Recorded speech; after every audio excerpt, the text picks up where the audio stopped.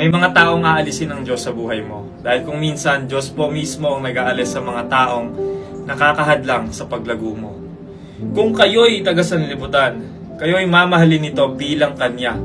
Ngunit hindi kayo taga-sanlibutan, kundi pinili ko kayo mula rito. Kaya napopuot sa inyo ang sanlibutan. Dito malinaw na sinabi ni Jesus na ang mga tunay na alagad niya ay hiwalay na sa sistema ng mundo. Dahil dito, hindi lahat ng tao ay tatanggapin ka, mamahalin ka, o mananatili sa'yo. Diba?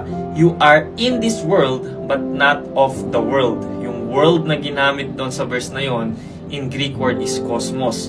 Ito ay tumutukoy sa sistema or sinful system na nag-o-oppose sa Diyos. Kaya sabi doon, kapag tayo'y umaayon at gumagaya sa values, sa desire, or sa standard ng mundo, tatanggapin tayo ng mundo. But again, we are in this world, but we are not of the world. At dahil doon, hindi tayo kabilang sa sistema ng mundo. Dahil ipinanganak na tayong muli, we are transformed by Christ. At dahil doon, the world hates you. Napansin nyo, maaaring kapamilya nyo pa ang nagpe-persecute sa inyo nung nagsimula talaga kayong sundin yung mga nakasulat sa Biblia, nung nagsimula kayong i-follow si Jesus Christ.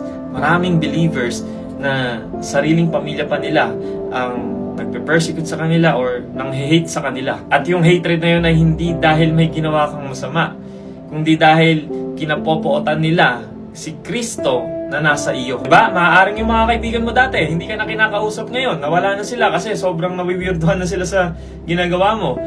Kung ikaw ay genuine believer, expect mo na yan. Kasi ang citizenship natin ay hindi dito sa earth, kundi nasa langit. Kaya nga alien tayo dito sa mundong to eh.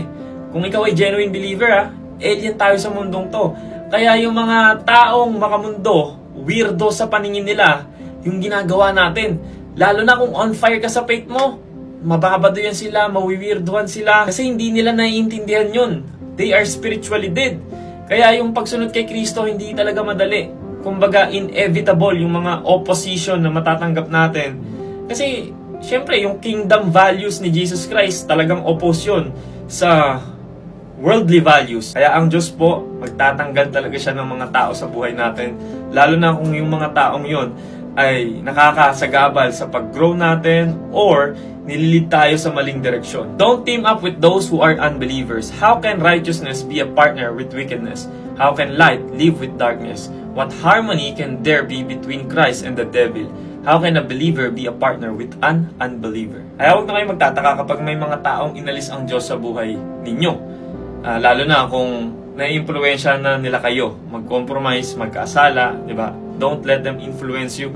Influence them. Kaya lagi tayo mag-pray na i-lead tayo ng Panginoon sa mga tamang tao, sa mga kapwa mananampalataya natin para sa ating pag-grow spiritually. Amen?